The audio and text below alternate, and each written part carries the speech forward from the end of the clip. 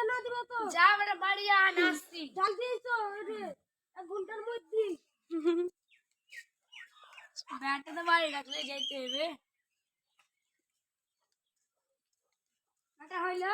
ওই চাপা চলে আব্বা আব্বা কি বল বুলেট কোনটা বুলেট না বুলেট চাল নাই ঠিক আছে আব্বা চলে পেট্রোল তেল কি করবি আন ভালো বেটা কই যে কই না আসসালামু আলাইকুম ওয়ালাইকুম সালাম বেটি তোর নাম কি সখিনা খাতুন বেটা তোর পছন্দ হইলো এত সুন্দর বউ পছন্দ হবে না আমার আমি তো দেখছি এখন নিয়ে চলে যাই বউটাকে বাড়ি